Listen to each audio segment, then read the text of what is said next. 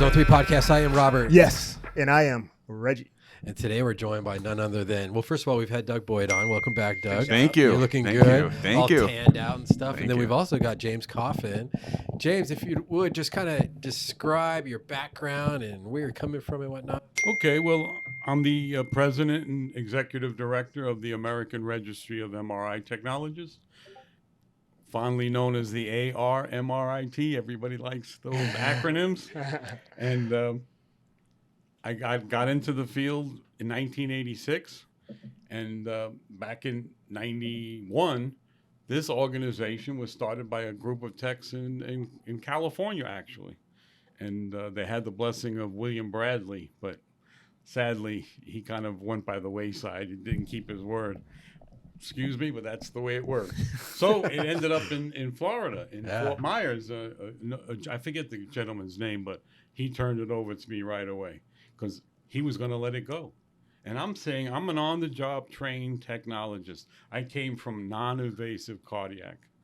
So I saw what was happening. I was like, sooner or later, this field is going to be some kind of legislation or requirement like CMS, Right.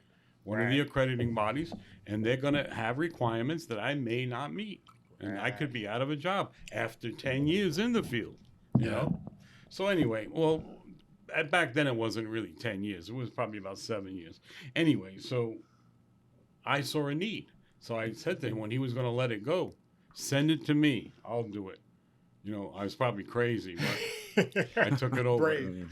I got a box of materials that smelled like cigarettes. And I think I ended up with there was 100 members at the time, but I whittled them down to the ones who wanted to hang on to about 40. Right. Right now, I've finally grown it up to 3,000. Yeah. Which would be a lot more, but I wouldn't give in to the, oh, can I join your organization and just be a member? I don't want to take a test. Right. Sorry, we wouldn't be a certifying body if you didn't have to take a test. So that's how it kind of developed. So I took what we had and I ran with it. I got a lot of help. Some of the doctors who signed on and helped us. I had people who read MRIs and they believed what I was doing. And a lot of people all over the country were calling me because they were being told, well, we're taking over this MRI. And by the way, you can never be, you know, the AACR had gotten into it. You can never be certified. So we're going to have to let you go. And this was after 10 years of experience. Well, so I imagine there was a lot of setbacks, but like as far as your origin story, it sounds like you started off as an MRI tech. I was a non-invasive cardiac tech first for Columbia University, and then a private company that said, well, you're doing a great job. Why don't you go to MRI? I said, what's MRI? Yeah. Well, it's a machine that takes pictures. And I was a Holter monitor, stress test, EKG tech. They used to take my tapes for the Holter monitors, the old-fashioned reel-to-reel, and put them in the MRI to erase them instead of using the old handheld. Remember those good old days? That's the only thing I knew about MRI at the time. Yeah. So they moved me to another office to read the EKGs, right? The 24-hour EKGs, you used to have to listen to them. So anyway, I walked by what looked like a CAT scan. And I saw this sagittal image of the brain. I didn't know at the time it was sagittal. I said, CAT scan can't do that. But look at those images. It looks like somebody took a charcoal pencil and outlined, like an artist, outlined all the little details of the brain. Right. Well, there is a reoccurring theme when it comes to diagnostic imaging. It seems like it comes up at least once every episode. Art, right? So it is an art. Yeah. It is art. And by the way, I was trained by a non-tech. He was a computer person. He's still in the field. He's chief tech at a major site in upstate New York. His name is John Kelly. And he was Kelly, big shout out. He taught everybody. There was 2 X-ray techs and me.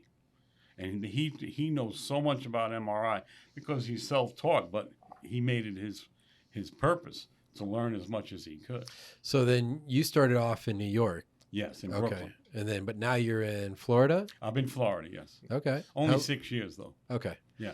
But the MRI, the registry is 33 years old this year. I was going to ask that, like what year it was established? Well, that's a good question because, like I said, in 91, it started in California. It moved right away to Florida, and then I brought it to New York at late '92, and our lawyer, Charles Fiore, who's our senior director and legal counsel, made the nonprofit, which, by the way, you have to wait 2 years for. Right. Because you get the nonprofit status, but you can't activate it till 2 years of actual existence. So imagine there's a lot of red tape. Oh my God, yeah, a lot of red tape. It's like But- working at the VA. Yeah, well, Sounds like you've got some experience. Yes. that's right. It is. So then, Doug, you're back. This is your second time with us. Yes. How's you? I know you released a book this year. How's that going? Yes. I'm working on actually the second book is almost done. Nice. One wasn't good enough. You're an Actually, I have overachiever. two. I have two more on the horizon as well. Wow, So this one's going to be on remote scanning. Oh, very cool. Nice. Perfect timing. Yes. So you're just a man of many talents. I guess you also shot a 66 today. Oh, Yes. it makes me. Yes. What did you shoot? Because I know you guys both went yesterday. What did you shoot yesterday? Was it 71? 70? Something like that. Sometimes So he I hits had- the ball. I don't know. Sometimes he hits the ball so far, I get a nosebleed. So then, can we Too much. share your score yesterday? Oh no, don't share it. No? He's my instructor. I 103. get free instruction whenever I come here. Yes. Yes. And when you go to Vegas for Yeah. the annual meeting. yes. Yeah, and then we'll get into that towards the Yeah. end, but I am curious about that. So then, awesome. So your book's doing well. Book's doing great. I've seen you kind of doing a publicity tour.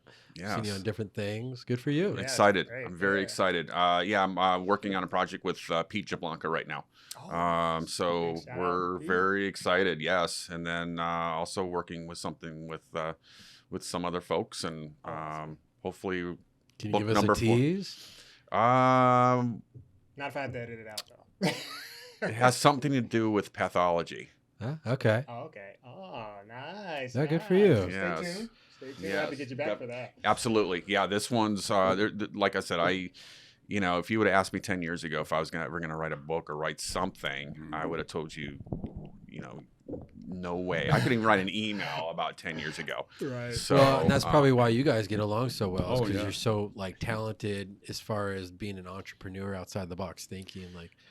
Well, Doug was a clinical instructor for the MRI students from the schools that we promote. Is that how you guys Right. met? Well, yeah, that's sort Yes. of by phone, right? Yep, Is that where yep. your love talked a lot blossomed? of times, Yep. and yeah, exactly. And I was so impressed that he was an RT who understood that MRI is a specialty, and that they weren't learning anything about X-ray or CAT scan or anything else. They were doing MRI, and he was producing some really good students that the VA wanted to hire, but Yes. their own policies won't allow it. Yeah, and I kind of want to get into that because for sure we'll get into it, but as far as the origin story of ARMRIT, right? And there's, I imagine, a mission statement. I don't expect Yeah, you there to is. know it verbatim, but is it general, what would you say that is? Well, it's in the candidate handbook. It's listed. It's about a paragraph, and it's all about then there's gonna ethics be a and pop-up. patient safety and don't break the law and educate not only yourself but others.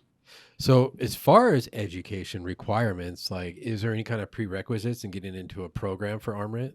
Well, most of the schools that we have now, many of them are associate's degrees, but most of them require at least a high school diploma. Yeah. And you have to get through an interview process, which is usually pretty stringent. And so there's an entrance exam as well, or? A lot Yes. of them, have Yes. entrance. He can tell you much about that because Miss Smith Chasen is one of the first schools, the one in California, who came to us. And it sounds like they have multiple locations, but Yes. do you know off the hand or off topic, off the head, know how many schools there are? Well, the ones that we approve, because like I said, they all came to us voluntarily. They were crying for us to come up with some standards for schools because they were getting short shrift from Right. the ARRT and the ASRT. So, the first school was started by me in New York. It was a 1-year program. It was the first program because before that, I was just teaching CMEs. Oh, yep. They were a couple of weeks in the classroom, and then we send them to an MRI for 2 weeks to get some exposure. It wasn't enough, but some of them, believe it or not, got hired Right. at that time.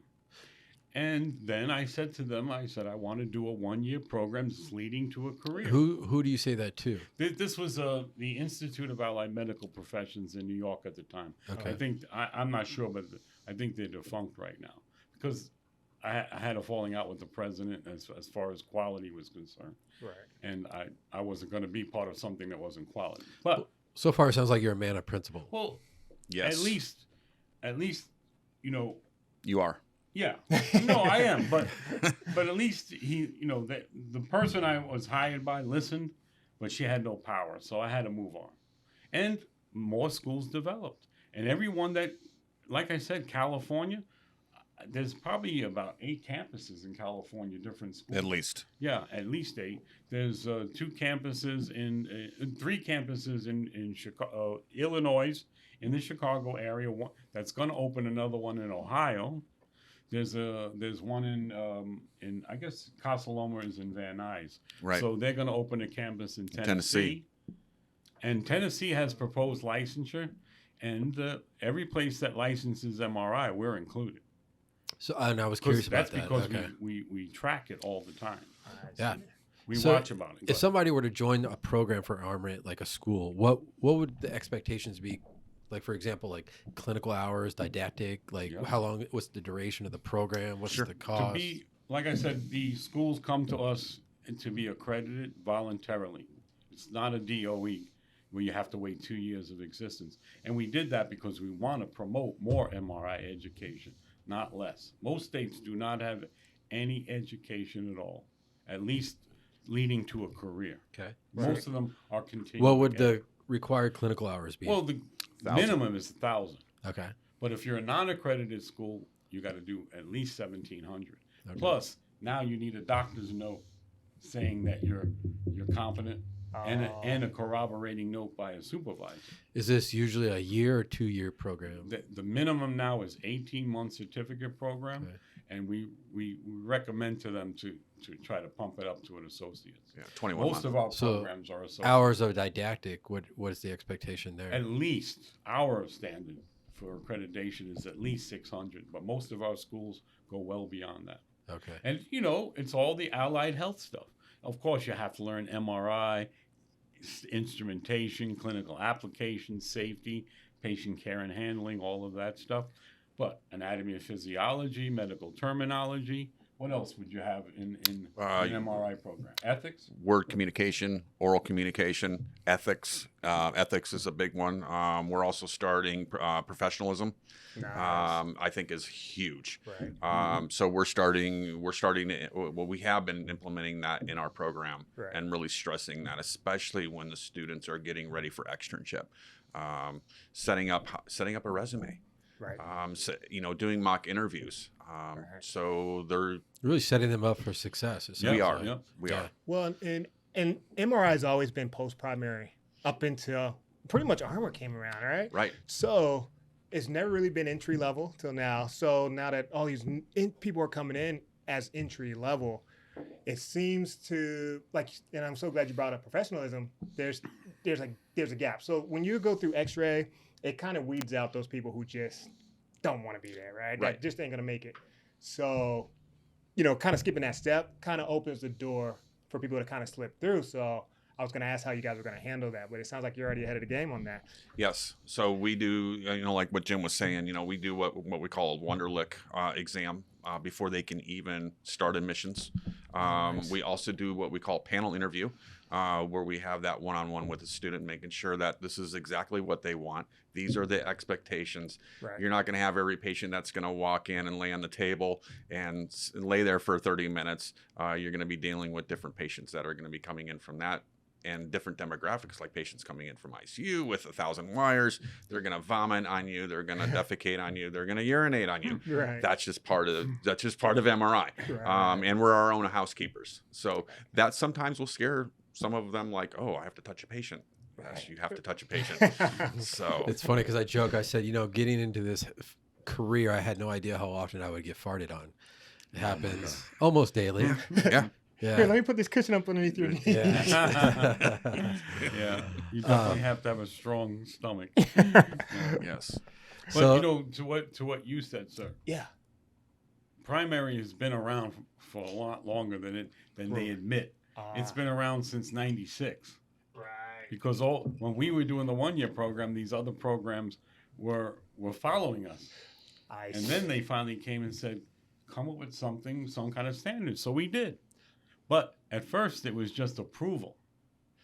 We didn't do accreditation because approval, all you had to do is give us some paperwork. Give us your license, your curriculum, everything, and let us look at it. Make sure you have enough clinical sites. But then, we added on, we said, wow, this is like financial aid in the early days. They didn't site visit schools that asked for financial aid, and they were sending checks out to people who didn't even exist. Right. Well, now, how many times does financial aid come into a school? Oh, at least once a year, right? Absolutely. Oh my God. So anyway, so we said we got to do more. So we got to do site visits. So that's a prerequisite also now for accreditation. But it's voluntary accreditation. They come to us willingly. Right. And they got to pay a decent fee to do this, plus all our travel expenses for site visits. And when we go to a site, depending on how many campuses, we want 3 clinical sites to visit for each campus. All right? So if you have one campus, 3 sites is not hard to do. But we go to these sites not only to visualize the clinical instructors, the machines, but we sit down and talk. And we just had our site visit with ARMRIT. They got to 6 months sit ago. outside and wait for the news, because we're asking the students. You're the customer. Right. So it sounds like, given your role in this, and basically you're one of the founders. Like, it sounds like you still are very much involved. Oh yeah, very involved. I don't believe in retirement. Not that nothing could happen, but I just don't believe in. I believe in more choices. And I'll be turning things over as time passes on, but I'm not ready yet. You're not ready to shoot 66? No, I'm not ready. No. I'm one of those guys. I mean, I like everything, but I'm not like so focused on one thing that I have to do this.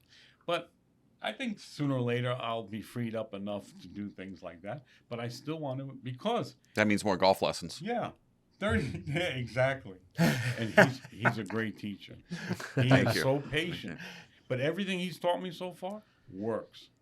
I hit the ball on the driver every single time now. And all he did was turn my backswing a little bit outward. Instead of going like this, I used to miss all the time. Not anymore. So anyway, let's not get into that. Well, I mean, it's a contribution to why you're a great teacher in the MRI field too, right? Exactly. It's there's nothing like teaching. If it's MR, if it's golf, it's just that. Right. I love seeing people succeed. Right. It's so important to me, especially my students. So I'm going to give a big shout out to my students. Right. So. That's right. Well, we've met a couple. Right. With these schools, and I imagine you guys don't have any kind of direct control over it, but with placement, is it pretty much determined through the school? Yes. These 3 sites, you said a minimum of 3 sites? Yep. Okay. All right. So when you come to us for accreditation, you have to send in paperwork, and we have to see, if you have 12 students, you better have at least 6 clinical sites. This way, most sites, now they're going 24 hours.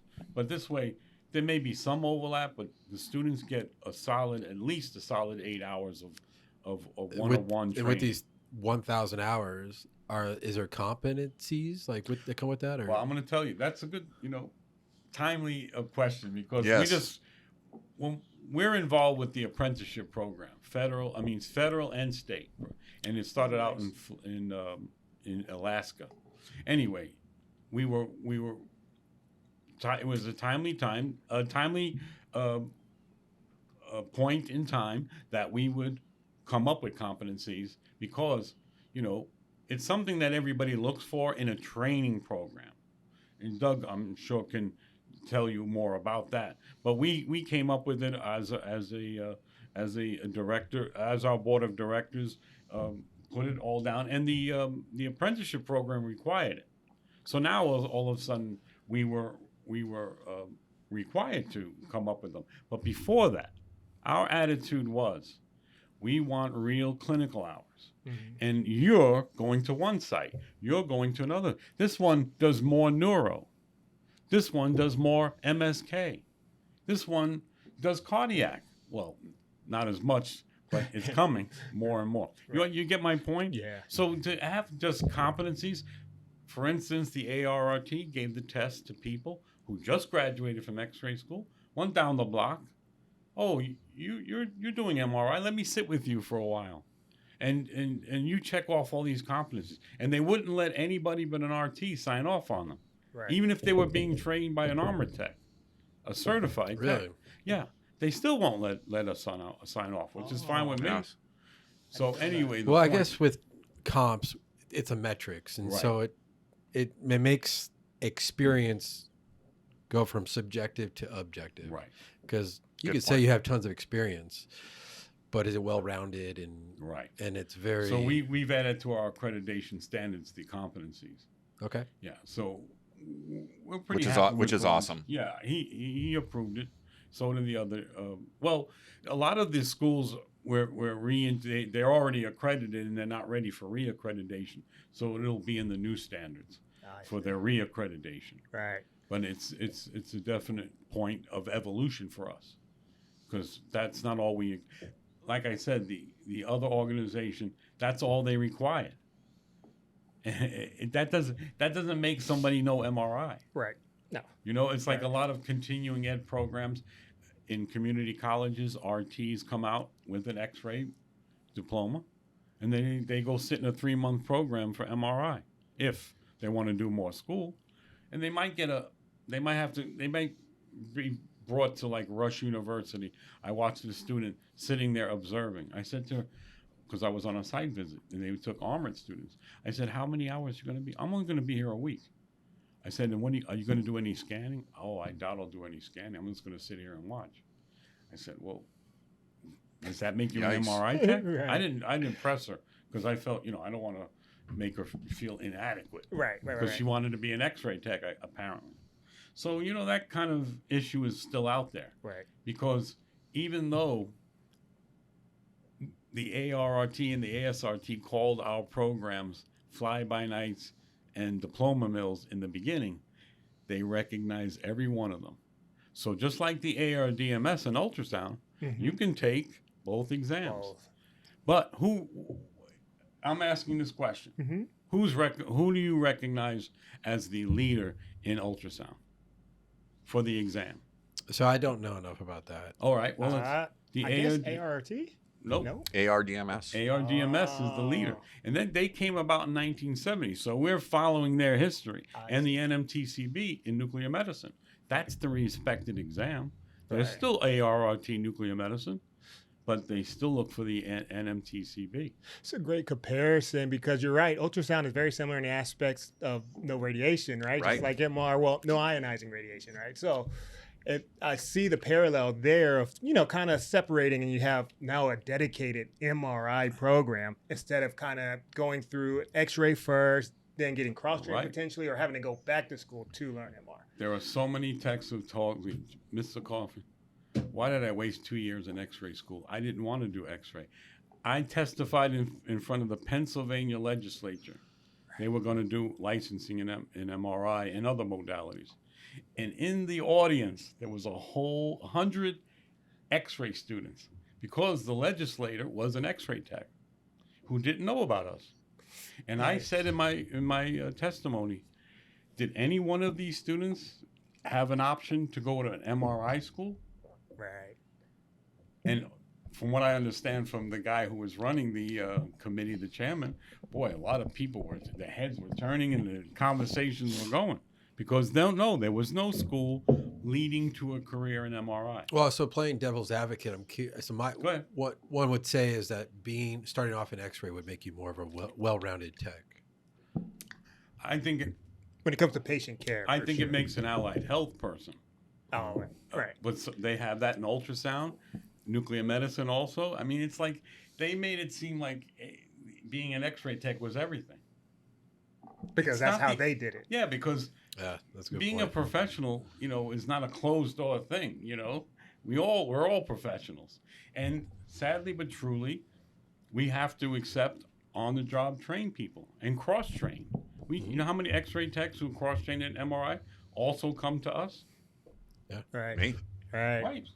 Right. And then we get a lot of them. Well, and I know ART changed the requirements to get an MRI so that people had to go back and get some kind of structured education. I don't know, maybe it's 10 years or so now at this point, but a while ago they made that change. So, but I'm interested to ask you guys, because I know with the shortage that MRI has taken this hit, there's been all these facilities, these organizations who've changed their policy of it having to have an R, right, an RTR, to saying that, oh, it's okay to just be MR, right? How has that affected, like, how many people have joined your programs, or have y'all seen a change at all? We get applications every single day Right. from all kinds of people. It's mainly our graduates from the schools that we have, but also on-the-job trained. We even got foreign medical graduates. We tell them we stay out of the immigration issue, but they have to do an American evaluation of their Nice. education, Yeah. and they have to have letters, doctors and supervisors corroborating their experience that they're at least an entry-level, qualified as an entry-level technologist. Many of them come in with many years of experience, though. Right. So, you know. I've But- seen a flux. Yeah. Right. Right. But, I would think so, just inevitably. but originally, the problem is the X-ray techs who became MRI, some of them have never done an MRI in their whole life, and they had the exam behind them. How they pass it, I have no idea. Right. But I'm the one who gets to, even today, the employer's calling me, Mr. Coffin, how come I can't find an MRI tech? I said, well, what are your requirements? Oh, you know, we need this and that. And I said, where's ARMRIT in that? Oh, well, our site doesn't recognize ARMRIT. I said, well, that's the reason you don't have an MRI tech, because they hire some of these people who have the ARRT and they can't do the job. They may or may not have the education experience. I know from schools like Doug's, they're definitely qualified, whether they're ARRT or ARMRIT. Right. The problem for us is we've always asked for a level playing field. We didn't want anything guaranteed to us, and we don't want, all we ask for is at least interview us. My wife gets calls all the time. She's working right now, she's here now, but she's working in the field. But she gets requests from recruiters everywhere, and they go, "Oh, can you do MRI? And we want to give you a contract." And then at the end, right before they're ready to hire her, they say, "Oh, but you're not ARRT." She says, "What? You didn't read my resume? It clearly says ARMRIT. Why are you wasting my time?" Right. But And they're being experience is told. experience. I mean, Right. it should be the individual. That's what we're saying. Well, and I think too, to the point of that, there's a huge spectrum when it comes to skill sets, especially when you get into MRI, right? Your best tech is going to be drastically different than, your worst tech. Right. I think because of that spectrum, we always try to align ourselves or try to figure out where we kind of fit as technologists. So, I think ideally you would think someone who went through a dedicated MRI program would be the best, but isn't always shown. And same goes with cross-training. You would think that if you've actually sat down with someone and they walked you through and you had touched everything and you were able to kind of figure things out like that you would be pretty good too. But it's not always the same. So it really comes down to the person, right? Like, Right. if that person is open to learning, like, how is that person, right? So I would like to hear more about that interview process that you have for the program, and just kind of how you try to weed out those, Let's role play. Interview Reggie. Uh-oh. Oh, okay. I think Doug is the best one to answer that, because Yeah. how many students are out there? They get through the program in a wonderful interview process. They're accepted Right. fully. They get through the program. They're like an AA student all around. Right. But then they get to the clinical and they're professionally rude or unprofessional, Right. or Right. just they can't get it. Right. It's like They didn't know that this is what I've they had signed up for or something. Right. I've had students that I've spent hours teaching them about sagittal coronal axial. Right. They can't get it in their heads. Right. They could not picture it. I said, it's like a slice of bread. Right. You're cutting it in different slices. They could not get it all the way until they were in their clinical site. Oh, yep. Sometimes you got to touch it. So what do you do with that? You can't predict that. No. No, you can't. You can't. No. Oh, I just wanted to say one thing about radiology in general, Mm-hmm. because I have a big problem with the word radiology. I mean, I say this all the time. Like we have an affiliation with a publishing company that runs Radiology Today. I said, well, it's kind of obsolete, in my opinion. Oh, what would you rather? I said it should be medical imaging. Again, my opinion. Because 3 out of 4 modalities are not ionizing radiation, including nuclear medicine. Decent argument. Yeah. Nuclear medicine is a radioisotope that comes out of the patient. So it's not, quote, just an x-ray. Right. It's a whole different process. Ultrasounds, sound waves, and MRI is radio signals. I used to describe it to the patient as, oh, you're going to look, MRI is very easy, don't worry. You're exposed to the same thing by sitting at your TV or listening to your radio at home.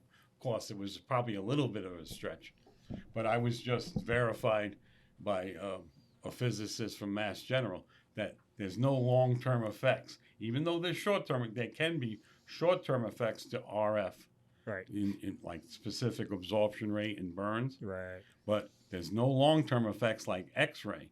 Like the first chest X-ray you've ever had, you still have, Right. and it's cumulative. Oh. That's why the doctors want to track how much radiation you've had. But 3 out of 4 modalities are not that.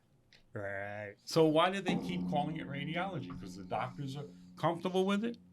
Why don't they call it medical imaging? And a lot of departments I've gone to, hospital departments, say the medical imaging department. Right. Not all of them, but a lot of them. Oh, for sure. Yeah. I think it's definitely a valid argument for sure with that, because you're right. Even when we went over to Europe for ISMRM and they still call themselves radiographers, we thought that was the Yes. strangest thing. Yes. But, know. It's just, right. It's one of I those think things. it's an old school name. Old school thing that just keeps going on. It's probably the same with radiology. Listen, we talked to the SMRT at the time, Uh-huh. and they oh, well, you people can be members. I said, we know that, Right. but we want to know what you're going to do for MRI.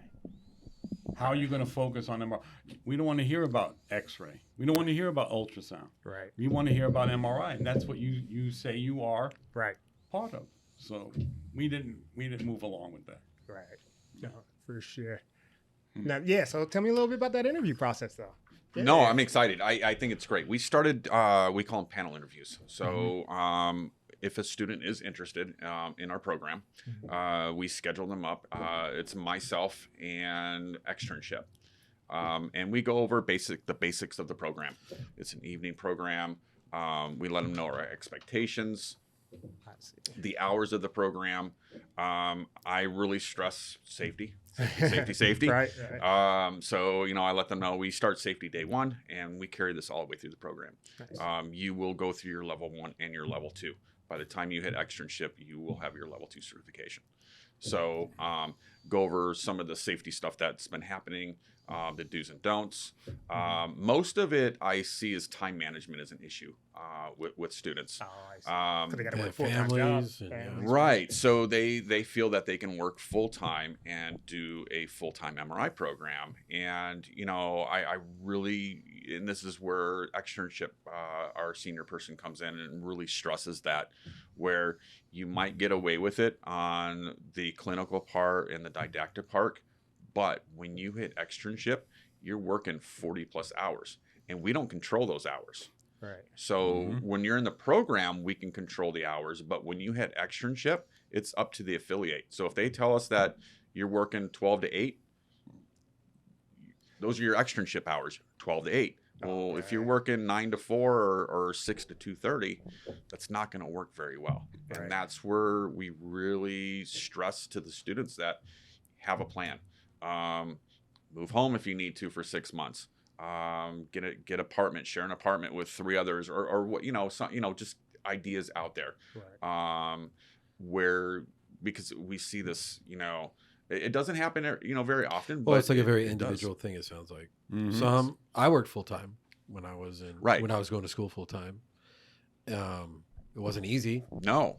and it's something I would probably advise others not to have as a plan A, but that's, not everybody has parents that they can move in with or an Exactly. apartment they can move in with 3 other people, I know. I bet there's a lot of people too, because it's just seemed like it's that time, right? Where people like midlife crisis, they want a career change, and they're like, oh, Yes. this MRI thing seems like that's what I want to do. So I bet you've got to seen a lot of, more mature people, I should say. Yes, program? I mean we get demographics are all over. Nice. But I'm seeing that more. On my last panel interview, I think there was 3 that this is their second career, Right. which is exciting.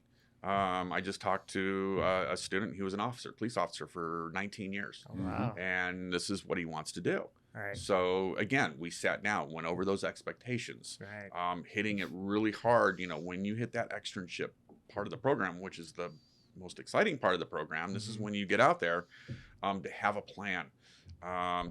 Yes, Robert, I was with you. I worked full time. I worked at Barrow's Pizza. I delivered pizzas all night, and it wasn't easy. But if it's 6 months, and I tell the students that as well. It's that 6 months goes by so quick when when you start externship. Right. A lot of them get about halfway in and their tank is empty, and I'm like, you got to go recharge. Just Right. however you need to do it, you need to recharge. Come to me, whatever we can do.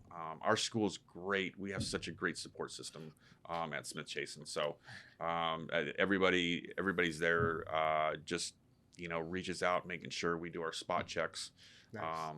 Also, I let them know that as a program director, I do site visits when you are at externship. So I'm making sure that Right. you're doing what you're supposed to be doing, that the affiliates are, supporting you, how we can support you, and just to do a kind of a check-in to make sure that you're doing okay, that you're a good fit. Right. From time to time, we have that professionalism issue. Right. We try to nip that. Do you find that's usually the case with the younger generation? But Absolutely. Are they a challenge for you? No. I mean, it's more of a, they don't have that real world experience. It's more of a pep talk. Yeah. Right. Oh, and I know you have an obligation, because once they start the program, they're literally giving you guys money. They're paying for it. Yes. So you feel like you have this obligation to kind of see them through, whether they're teachable or not. You're just like, come on. Right. So has the panel interviews kind of helped with that process a lot? Absolutely. Shut some people down, right? We after the meeting, it's not very often, but I've had a couple say, I'm glad I went to this because I got a good insight of what's going to happen. Right. And this is just not for me. Right. So, and I appreciate that. I'm like, Right. great. I'm glad you're being transparent. Right. We want to be transparent as well. We want to make sure that you're going to be a good fit. And I also stress that we run a very high quality program. We're not, if you're looking for that sub average, Right. then this is not the program. This is not where you just submit a signature like back in the day. It's changed now. There's a credentialing. There's a whole Yes. process that you have to go through. Yeah. So Like you won't literally hold their hand. They're expected to do things on their own, but like you're there to help support them, like you said. So, Oh, absolutely. but it is Absolutely. good to make that decision now versus later if they do decide this isn't for them. Yeah, and our instructors are just phenomenal. Really good. right. So I want to give a shout out to all my instructors and all my team Shout out. at Smith Chasen. So I could not do this program without them. Have you gotten feedback from like the clinical sites too? Yeah. So my Yeah. last site visits were 9 weeks ago, and it's so nice to walk into a site because the sites are taking other students as well, Oh yeah. and to understand how happy they are that our students are doing so much better than the other students. They're Right. They're an asset. they're Right. and I've been hearing that more and more and more. So I bring that back to the team and say, guys, we're doing what we're supposed to be doing. Let's keep this momentum up That's because the feedback that we're getting back from our affiliates Right. is impeccable. What do you think that is coming from? Like, what's contributing to them being so much greater than their peers? I believe because we actually have real clinical lab sites for our students, instead of a simulator, I think that makes a big deal. Nothing against simulators. I think they're awesome.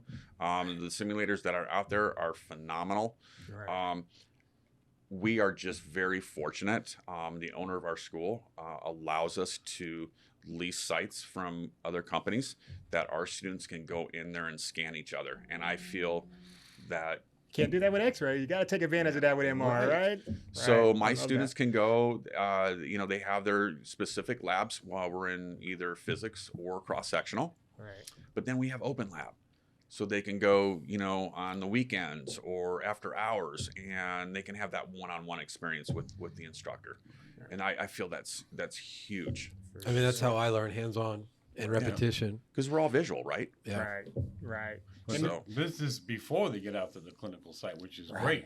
great. When you're a clinical instructor, when the student comes in like no experience at all, it's like it's a struggle. So now they're That's- becoming more of a value to the department versus a detriment. Like, Starting fresh, pretty much. Yeah. Yeah. Well, I Now they're I always tell students that are looking for jobs, I said it's the clinical that's getting you hired.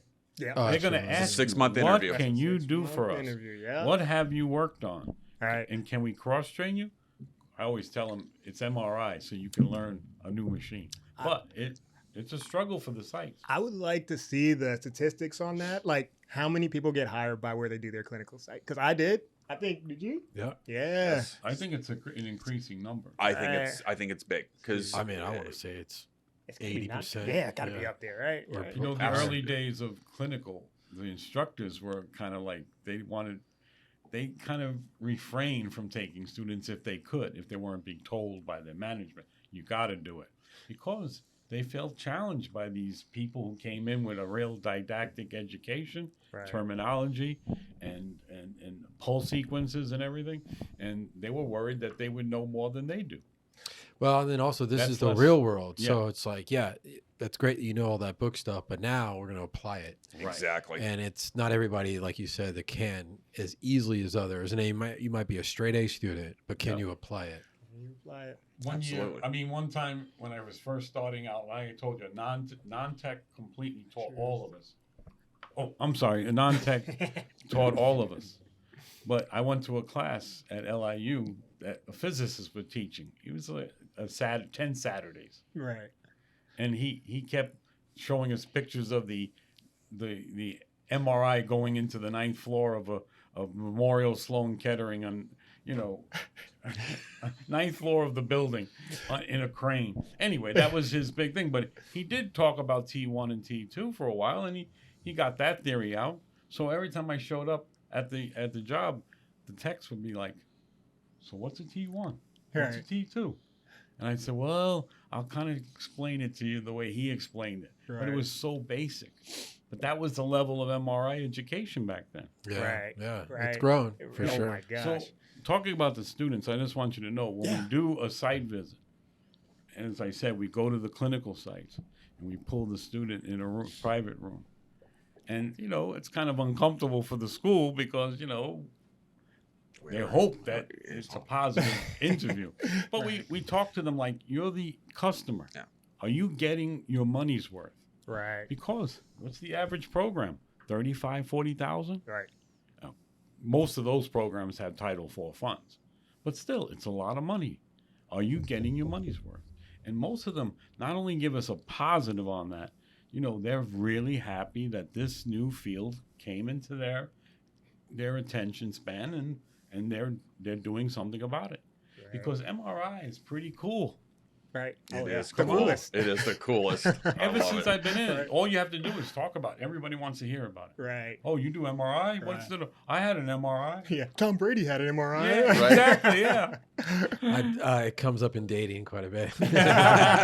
And then they always want to tell you about their MRI that they had. Right. Would you like to see my MRI? Have Now, you- go ahead. My bad. Have you guys been approached by any university, like hospitals or like any universities about being accredited for being a part of you guys' like the ARMRIT program? Stuff No, like not yet. that? Okay. Most of our programs, if not all of them, are actually private organizations. Some are nonprofits, some are proprietary. Okay. But Nice. like I said, they all came to us. Right. It's all We voluntary. don't go out there recruiting them. Right now we have a new application coming in from a school that's already existing in Chicago, and they're going to be doing something in Ohio. And then another school in California is going to do another credit. And when they do it under a separate state license, it's a full accreditation process. It's not a reaccreditation process under the old license.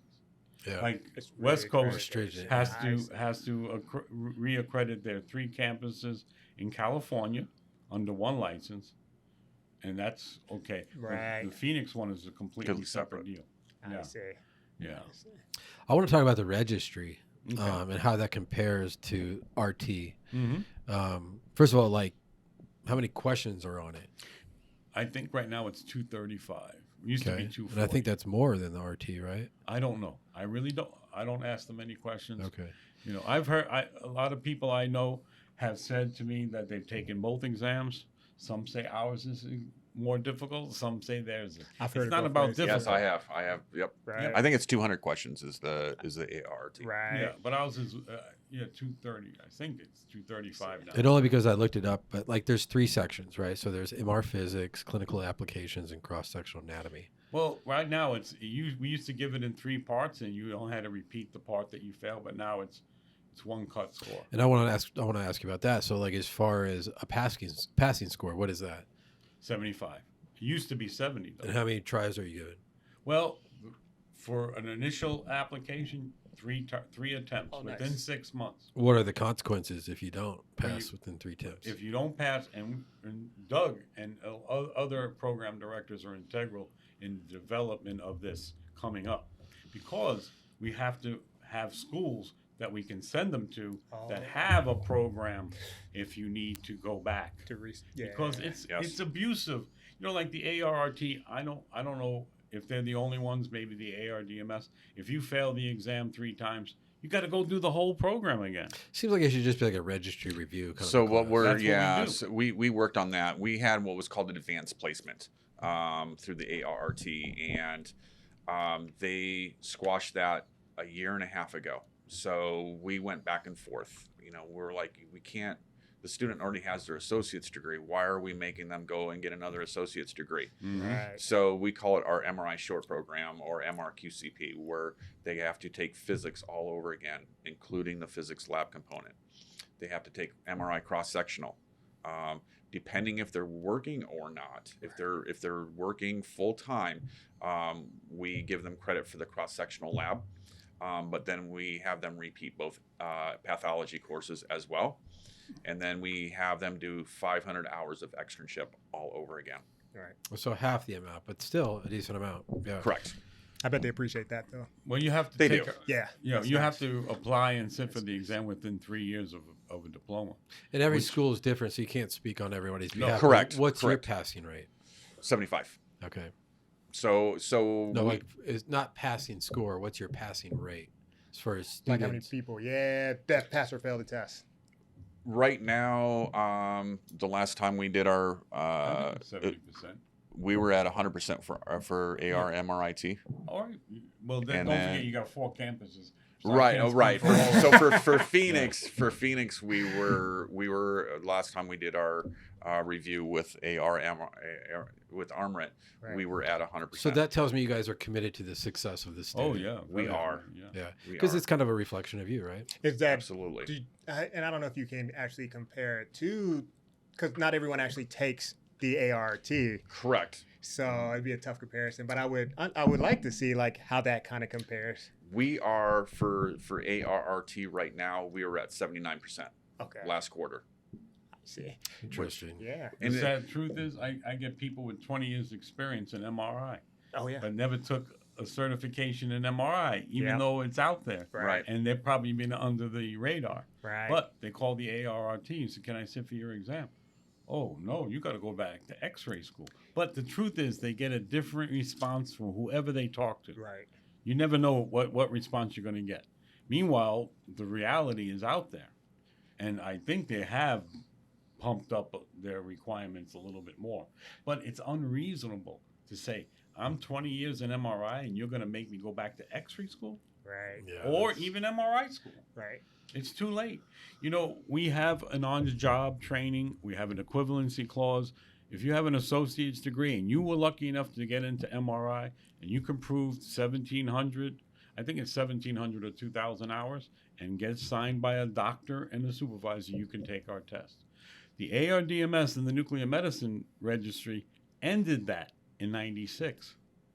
And we were thinking it's time for us to do that. Right.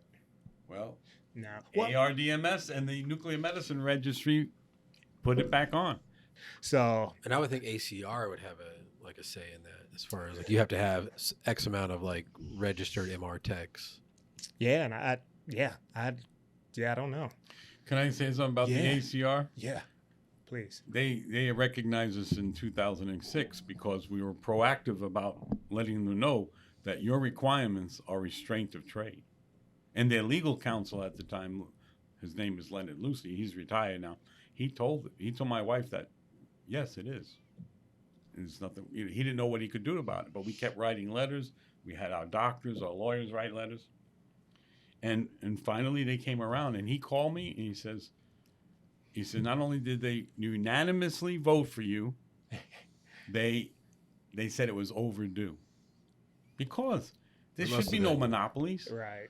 There's no monopolies in the country, period. It's not supposed to be. Right. So why should there be an MRI or anywhere else? So that's always been a good thing. And now all accrediting bodies, It's been a good day. IAC, MRL, Joint Commission, which kind of follows whatever the ACR says, Right. and radsite.org all recognize us. And like I said, 5 states have already done the licensing legislation and passed it, and we're recognizing all 5 of them. And if there's more coming, we'll be on it, because we use what's called LexisNexis. Have you ever heard of that? You put any kind of like terminology that you're interested in, and it will tell you if there's a proposal for legislation anywhere in the What's state. it called?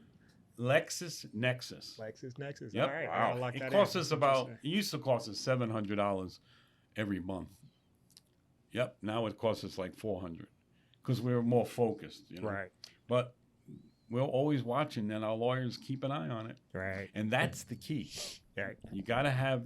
I'm sorry to say, because I'm not a litigious kind of person, but the fact is, you have to have lawyers, or But others they'll are. walk all over you. Yeah. They will walk all over you. Well, and complete props to you for kind of being ahead of the curve and being able to see that there's going to be a need to have more MRI techs in the field, because I can totally see hospitals and people not wanting to bring in, of course, anyone who's ARMRIT certified if they can't get reimbursed, or if it affects, CMS or whatever, it affects their bottom line technically. So with those boxes checked, I feel like they really don't. They have no excuse. No excuse at this point. But all we're asking is interview them. If you don't like them, they're not working out for you. Right. Don't hire them. But don't tell me you can't even interview them. Right. The VA used to have they put out a posting for an MRI job, and they would call people in, even though they saw their resumes very clearly. And then when they showed up for the interview, they would say, "Oh, I saw that you're not ARRT. I can't even interview," and they'd blow them off the scene. Right. And they would be really frustrated. But somebody else picked them up. Right. Because I got to say, everybody's working. Right. Knock on wood. That's why we got it. Knock on right? wood. Right. What, like to date, how many ARMRIT techs? 3,000. Okay. Yeah. Yeah, awesome. Yep. So as far as you've taken the registry, you're now in the real world, what is the CEU credit? 24 CMEs in MRI. We Okay. don't accept anything else. And is it it must be in the biannual? title. Well, we recommend that you do 8 a year at least. Yeah. But you can do as many as you want. So We tell it's- there's a minimum, not a maximum. So then it's every 3 years then. Every 3 years is our renewal. Okay. And we have an annual meeting every year. Nice. And we're on our 19th year. Yes. He's one of our big 19th speakers. You're a presenter there. Yeah, It's going to be exciting this year. Oh man. Yeah. We have a new venue. It's September this year. Isn't it? October. No, October October, okay. 22nd and 23rd. Hoping you guys are going to be able to Is it? join. What? Yeah. Circa. Circa. It's a brand new Yeah, casino, that's and right. it's Yes. beautiful. Oh, It's right on the old, the old Fremont. Old Fremont. It's on Yeah. Fremont, and you know how much fun that is. It's like the Coney Island of Vegas. Right. You know, that has the electric Oh, ceiling yeah. and Oh, yeah. everything. And Oh, we totally multiple wanna make bands. Yes. You know, all this Yes. stuff. It's a lot of It's- fun. Right. But the circuit is brand new. It's beautiful. Beautiful, huh? So we were just up there. My wife and I. It was her birthday, and we needed to go up there. We wanted to just check the venue, make sure the restaurants were good. You know, making sure that when Man, you we hate your have- job, don't you? I hate it. So You can see it on the website. Oh, yeah, yes. so we'll pull that up for yes, sure. nothing but just the people there from Circa Mm-hmm. were awesome. Shelley Brown just treated us like we were just huge VIPs, which it just made us feel special. Right. And then it was my wife's birthday too, but just when we walked into the room, going over because they got the Mob Museum that's about a block away that I highly a recommend. great- That's that'd be really great cool. I would love to see Right. that. Oh, That's a national museum. It's a real museum. There's a mob restaurant. You been to that? no. No. Uncle Here in Sal's? here? Yeah, it used to be Sammy the Bull's restaurant. Oh, really? I wouldn't be surprised. They have. But if you ever, when you guys go, Right. Mob Museum, you want to at least Oh. set about 4 or 5 hours because we were there and I probably could have spent another 2 hours walking around. Just the history, Oh, really? from Yeah. 1900s to to date. Oh, that's awesome. But no, it's the casino's huge. What all do you guys kind of cover in the annual meeting? And your presentations provide CEU credits as Right. well. Yes, Right. 16 CMEs yes, credits. So you guys are just We kind go, of we go to the AHRA for our credits every Okay. year. nice. I like So we that. got some great speakers this year. We have Tobias Gilk, Nice. Bill, Big shout Bill out. Faulkner. Shout out Nice. to you guys. Right. We're very excited to have those. Amongst the other. I mean, Eddie Campuzano. Eddie Campuzano, I know Matt Ben Hayes was there Timpower. last year, right? Oh yeah, he's Yeah. Stephen Powers, Peach Blanca. he's well received. Yeah, You know, man, so that dude. Tom has Eddie Frack. is awesome. He's Tom shout out to Frack. Eddie. What's Eddie's last name? Campuzano. He's from the Miller School of Medicine. Used to be. Okay. And he came to us after 10 years in MRI and says, I want to be certified by you guys. I said, why? He goes, I've been doing MRI for 10 years, and that's all we do. Right. I said, what? You came from X-ray? Oh, yeah, I want to keep that. But that's all I do is MRI. And he's Right. one of, I'm not allowed to mention it, but one of his employers' best application techs. Right. Best. Yes. He Man. travels all over the world. You have to He's- twist my arm to go to Vegas. People We would ask us, why do love to we have. always We do it would in love Vegas? to have you guys. Oh, Right. I man. tell you, it'd be. We could awesome. even maybe present there. You could, presenting. Too Or is late. it too late? Just do Might like be too spot late. checks Would- and Hey, why don't you walk around Yeah, and we do that. interview people? Right. That's Well, what that's we what would we're do. gonna No, have. let me Yeah. tell you something. Eddie Talk to the- Campuzano said it to the very well. students, right. He comes to the meeting every year because we recruit him to speak, but he loves it. He goes, Jim, it's like coming to visit family. it is. Oh, that's They nice. really, That's and nice. and even vendors tell me, other meetings, people don't talk to each other. Right. They're kind of cold. He says, here, people really interact because that's how we run it. We do. We offer Right. them a real breakfast, a real lunch. We offer them a cocktail reception. Which is awesome. And then we got Right. people like this. I tell the people who come, this could be your next employer. Right. Or they could recommend you for Networking. your next employment. Right. Networking's huge. I tell an MRI tech, seed out your resume every 6 months just to go see. You Right. don't have to take the job. What's the best time to look for a job? When you have one. Right. Oh, That's dang. true, That's a actually. great Right? quote. You could sit Right. next to it. Oh, this is not working out.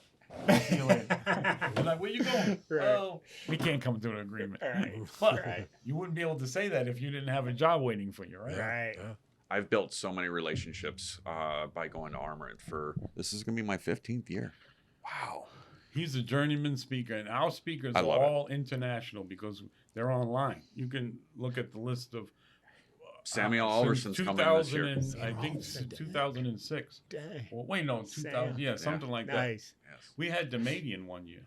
Sadly, it Oh. was the one year Ah. we didn't You film it. recorded? Ah, dang. But he was. We had him booked. Really? Oh man, Yeah. he's great. Wow. We didn't work out the date yet, but it was still we were in conversation. Wow. He Wow. did a lecture. Yeah, that'd been good. He walked you all through the process at Downstate University Medical Center of getting all the equipment and getting the donations and his brother-in-law getting the funds. I just envision that picture with that steel right. archaic coil. And it's Dr. like, Minkoff, man, he's a Larry? brave guy. Larry Minkoff. Yeah. I think he's still around too. I know. Larry, if you're out there, I've emailed you like 3 times. I'm gonna tap him to speak one year. Yeah, please do. Yeah. yeah, if you guys But- are interested in speaking, let us know. Yeah, let I us mean, know, we'll- please. Yeah. Yeah. I'm okay in like small groups of people. Can I just say, Dr. Damadian, he was so nice to me. He started out his lecture saying, the only person who knows more MRI than I do is all of you. Oh, that's And funny. boy, did he get an applause. That's great. And then when he was finished, one of the young ladies came up to me and whispered, she says, you think Dr. Damadian would take a picture? I said, I really don't know. Why don't you go ask him? Next thing you know, he was calling everybody up, and he was taking pictures with everybody. Wow. And he would not take a car. He wouldn't any amenities. He stayed with some friend in the area. He didn't even take his room, and we gave him a nice suite. But he wasn't interested in any of that. Yeah. Wow. And I had the goal to ask him on the way out, why didn't you make the stand-up a 1.5? And he looked at me like, well, we thought about it. And I said, well, the reason is it's marketing. It's not that the 0.6 isn't working, Right. but it would be easy to market if it was a 1.5, because these people who refer patients, they don't know any better.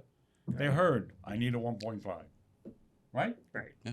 Well, that was... Now it's 4T. Yeah. Right. And how about 11.7? That scares me. Yep. Right. They're going to do Just saying. stroke patients in that. Dang. A Right. lot of contraindications with that one. Yeah, I don't know how. Yeah. So one of the things that Doug and I were talking about for the schools, every time I go to a site visit, I bring up, especially now, because it's evolved, when do you start the discussion on safety? Right. And every one of them's like, oh, we do that right away. But they don't have any set program in their curriculum. Like an SOP or So something. we're really pressing that. Awesome. We're really pressing that. Right. And I know one of your professors at your school, and he says that that's something that's a huge emphasis from day one. Yes. Well, that's good. Right. Like I said, most of them, they state that they're doing it. Right. They may not be. Well, it's literally the biggest part of our job. And when I went through an undergraduate program, I think we covered it. Like, I don't know. It wasn't even a whole semester where it was over MRI safety. It was like partnered with what a magnet is, like the different types of a magnet and all that kind of Right. stuff. So it was like a very, very small part of our curriculum. Chapter 10. Yeah, Chapter 10, exactly. So I love to hear that things are changing, because it's literally the hardest part of our job is making sure that we're putting the patient in there safely, especially when they are the most complicated patients too. We When have they have to. so many Everything We devices. comes have second to to. safety. Right. Necessity comes second to safety. But the issue is, does the MRI tech have the authority to turn a patient away or accept a patient on their own? That's a big thing with the MRSOs right now. Right. So I went to a safety meeting last week, and we were talking about that. And it's really up to the doctor to make the decision on any questionable implants. Device, yeah. But a lot of times the material is kind of weak. when I find some of the doctors lean on the technologists, Absolutely. That's right. That Helps happens them to more, make that more decision. than more Because than they get this part in their curriculum over All the right. 10 years. Let of me their say training. this real quick, all right? As a teacher, I've done everything in MRI as far as theory and all that other stuff, hands-on. I'm probably not a great tech anymore, because what they're learning now is just mind-boggling. But my statement on safety is, when in doubt, throw them out nicely. No, because what's the only thing you really can do until they get a yes or a no from that doctor? And Shatal Desai is a program director for AIMS, American Institute of Medical Education and Science, Right. one of our schools in New Jersey. She brags that she made up a form, and she says if the doctor won't sign it, we're not doing it. And I was like, really? A lot of techs call me, tell me they're going to get fired if they don't do it. And we had a a lot lecture of them get last year, pushed hard. Yeah. 2 years ago. You remember Tim Smith's Yes. lecture about how cardiac implants former rules no longer apply because he was at Jackson Hole. Right. He was doing some MRI, and the facility there was doing a lot of cardiac implants. A lot of off-label. Especially- I have a pacemaker, All right. and I have a defib. Right. They would do it, Right. even though it's not like the new ones, you know, Right. because they were saying, So oh, it's it's not in the off-label. area of Off-label. interest, so you can do it. Right. And he was forced to do it. Right. We're starting to do that too with our students with, live case scenarios where we're starting to go off implants and off label stuff because they need to know. Right. And a lot of our affiliates are asking that is, hey Doug, can you spend a little bit more time while you're in the lab with the students looking up implants? It might seem minor, but it Well, really the helps. canal method, right? So that's something that I would encourage them to look into. Because it was Dr. Canal that said, it's not, you talk about the safety concern, right? Right. But there's also a safety concern if you don't do it. Right. Good point. Which makes it a bigger gray area. Right. Yeah, as But the far as the tech- course of their care, yeah. The tech is pressed on to make decisions that they're not allowed to It's make, unfair. as far as I'm concerned. Right. And some doctors don't want to get involved. Right. So it's under their license. I don't know why they wouldn't. Well, a wanna lot get of them involved. aren't on site anymore. That's Right. the problem. Well, so I've been hearing. Where I work, there was an example where we had a patient with an unknown foreign body and surgically implanted, but the patient was not the best historian and had been there since the 80s. So there's a lot of red flags there, right? And so Sure. reached out to our MRSO, who we have on staff full time, and then they referred to the radiologist. The radiologist referred to the physicist. And so there's just a lot of people who didn't want to be the one to make that decision. Right. Mhm. I see that. We had that quite a bit. Yeah, well, I'm gonna have we have thanks to Doug, we have Tobias Gilk. So I have written some statements on LinkedIn and stuff saying, Right. are you really ready for this credential? Because liability is an issue, Right. and they'll go after everybody and anybody Oh, if something happens. For sure. So don't think that you're not gonna put this credential after your name, and they're gonna say, "Oh, you're a target." Right. So you got to watch out. Makes your target So, bigger. The pressure for me, I mean, the onus is on him to explain that. And I thought it was explained pretty well. MRI tech, We're talking about MRSO, MRSOs. advisory, MRMD, decision maker. And that's in his lecture, I believe. Right. But I don't know, is he going to do that this year? Or is he going to speak on something else? I think it's He's doing a big MRI safety He's in this Kansas weekend in City, Kansas yeah. City right now. Right. Currently. Okay. So I mean, it's only a 1 hour lecture. The big pressure for the speakers is I keep telling them they're not going to learn 90% of the stuff you're putting out there. You're exposing them, Right. and we give the slides for them to take with them on a USB, so they can do more. You're going to stoke their interest. So that's enough. You don't have to, pound it into them in 50 minutes. Right. It's not going to happen. Right. You Just would do show a them great pretty job, by pictures. the way, Robert. You would. I know you don't like to speak on. I really believe Oh, that you have a lot to offer. once That's you just. get I mean, your and feet same wet, thing with. I Same always thing speak- with you. I'm the co-host. So I mean, just maybe do a live table event Doug, Oh, that'd be cool. for 50 minutes. right. Doug, when Interview you someone first live. spoke. Oh, I was sick to my stomach. Yeah, he was.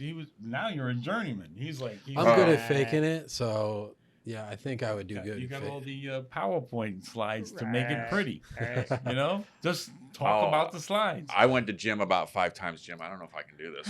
Jim, I don't know if I can do this. And at the time, there was maybe about 100 people in the room, but still, Right. the one that really bothered me was the AHRA one when I walked in and there was about 1,000 people in the room, and I was like, Oh wow. and I was the opening speaker for that day, and oh boy, but it's one of those things when you get on that roll, that first 5 minutes is the butterfly gut wrenching part of it, but then once you start going, but it would actually be kind of cool to have you guys go do like a live Podcast. yes for 50 minutes. Right. What do you think, Jim?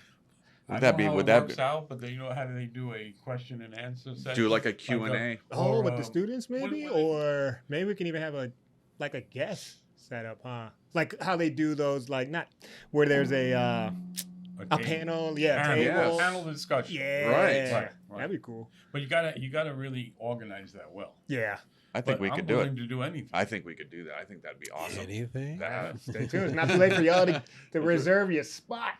Or is it all filled up already? So if you offer us I a suite, think we will take it. Just so you know. I think this year we already have the 16 credits already. Yeah. Like I said, it's on the website. You can But I'll see keep all you the guys in speakers. mind, though. Yeah. No, I think you people should drop. definitely. So For We sure. love new people. absolutely. Because it's more information. Right. That's what we want. That's what we do for our tech. Well, to kind of bring it full circle, for all those naysayers, all those hospital systems, those facilities that still haven't kind of updated, their HR And that profile. stigma still exists. And they're yeah. still going based, off this stigma from 30 years ago. 30 years ago. What do you have to say to them? All right. I just want to give you an example. The HR department posted a job for MRI. And one of the things they put down is graduate from a AMA approved radiological tech program. The AMA hasn't approved radiological tech programs for 20 years. I remember when they ended it. But they still have it on there. Yeah, Right. right. At the VA, they put diagnostic radiological technologist and in small parentheses, MRI. And then they wonder why. They never filled the jobs, or they haven't filled the jobs. Right. You're still having that issue. And there's places that are drowning they- because and they they- can't hire people. Oh, it's And they've had a committee discussion and have it in paper they're going to accept the ARMRIT, but they keep dragging their feet. Well, but if you're in a room and you only had 30 seconds with the decision maker of a big hospital organization that won't hire armored techs, what would your 30-second? Well, be first of all, like I said, there's no excuse. All we want is a level playing field, and there is no legislative reason. There's no insurance reason. We're accepted on all levels. Right. So why not? Right. It's Right. we could have 10,000 more people right now if we Right. stop giving the test. We just let them come in. No, we won't do that. It's a process, and you have. And by the way, the test is now remote. It's a remote proctoring by. Oh, nice. It's by the same company. Well, they're affiliated with the same company, Scantron, that does the bar exams, Oh, nice. Okay. and very high security. So like you can guarantee the integrity of it? Yes. We're already 2 years in, and not one security issue. That's awesome. But a lot of the test takers, they report to us, oh well, I took this. They have a mock exam, Mm-hmm. and it tells you if your computer's compatible or not, Oh, yeah. and it monitors your camera and your Yeah. audio. And they're like, well, I don't think they saw my camera, and I don't think this. But when you actually get approval to take the test, they take a picture of your ID again. Oh, yeah. And then not only is somebody live watching you, you're being filmed the whole time. So you got to be in a room by yourself. It's what we call best practices. Mm-hmm. Do this, do this, do this, and it's got to be right. And if anybody pops their head in the room, you may get kicked off the system. Right. Or if your eyes are going like this, like as if you're looking at some notes, Right. you're in trouble. Right. That's awesome. But it's been a real boom for us. Oh, for sure. Yeah. I can imagine. It's not. They can take it anywhere in the world. Right, which is nice, right? Like, Yeah. especially when you're working already and you're just ready to take that test. You don't want to put it off because you can't schedule it. right. That's nice. One of the things I was talking to Doug about is that in the Advanced magazine, they just had an article that 70% Yes. of the world has no access to MRI. Isn't that Still, crazy? did you It think is that might be a 70%. factor? Wow. And that there's going to be a concerted effort worldwide to offer more MRI. Wow, that's shocking. 70%. I couldn't believe it. 70%. I have to see this, and yeah, it was. Right. There's a whole group of South American I would have thought MRI it'd be the techs. opposite. I would Wow. think 70% Yeah. do have access. Right. Right. Wow. That's a staggering number. So it's only going to get better for us out there, ladies and gents. More So, jobs. so Yeah. in your guys' opinion, is there still room for growth here in America? Oh, yeah. Somebody asked me that recently. Of course. Yeah. Oh, yeah. Don't forget, some states have this certificate of need, Yeah. and they only that's some true. of them only give one a year. Like North Carolina, I don't know if Georgia's they're like still that, doing too. it, but they used to give one a year. Right. Well, and even then, sometimes that one a year has to be approved for this board of trustees too. So That's it right. may be one, it may not be one. Yeah. You know, It's tough. I know Doug has to hear a lot of stuff over and over again. That's all But right. you know, California, one of my techs was on the job trained MRI tech in California about 15 years ago. And he had him and his partner had sold the MRI to a new company that did not have experience in MRI. So not only did they pay them a couple of $1 million, they said, we need you to stay on, we pay you a salary, and we'll give you a piece of the action.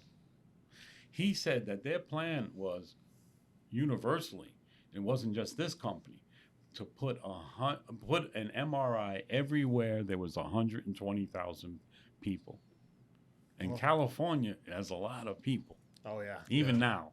Right. Could you imagine that? Despite the amount of magnets already existing. Already. But listen, I ran a magnet at Brooklyn Hospital in Brooklyn, and we had a what do you call it, a business plan, and it said as long as we do 2,000 patients a year, not only did we break even, we made money.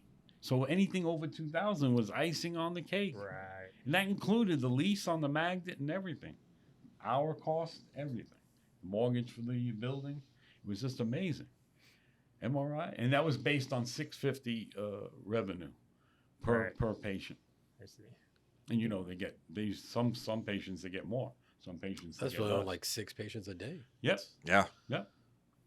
Well, I know. So it's evolved a lot. Go ahead. No, for sure. I know. Well, and Robert always does this, but I know we've had your greatest moment in your career, but Jim, I don't think we've heard yours. So Quite the journey, I would imagine. Yeah. yeah, You know, what would you say? What's it that? was a big struggle because back before the ACR recognized us, it was really getting hard.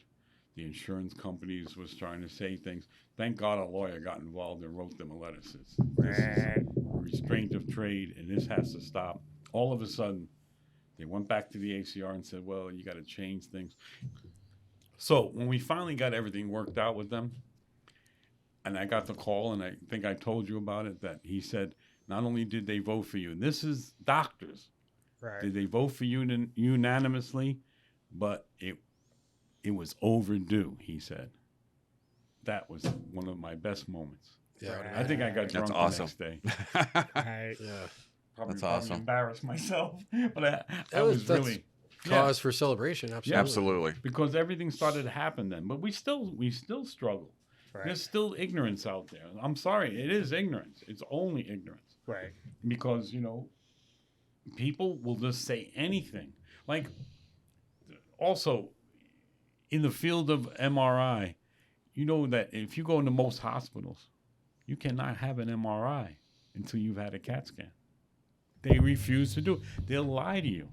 My wife had a fall, and she's an MRI tech, and she's on the stretcher and says, "Well, what's next? Well, we're going to send you for MRI of the brain. Oh, it's a CAT scan of the brain, neck."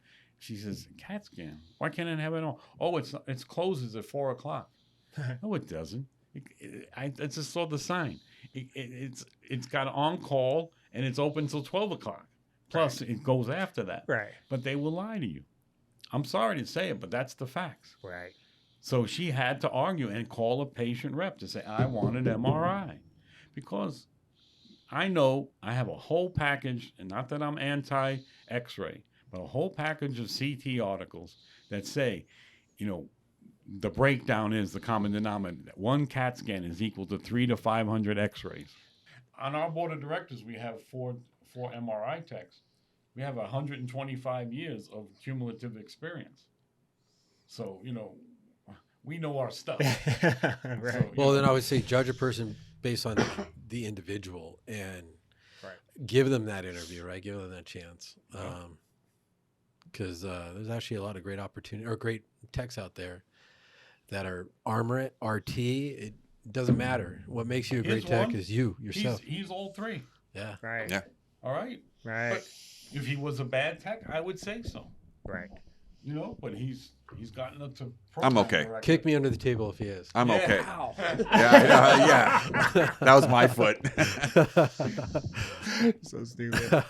Well, I don't know. I think that pretty much sums it up, Reggie. Yeah, totally agree. There's a lot of technologists out there struggling because their organization or their facility, whatever it may be, hasn't taken that down. So just if you're worried, if you can't hire anybody, I say go back and look at your HR standards and then definitely look at your interview process.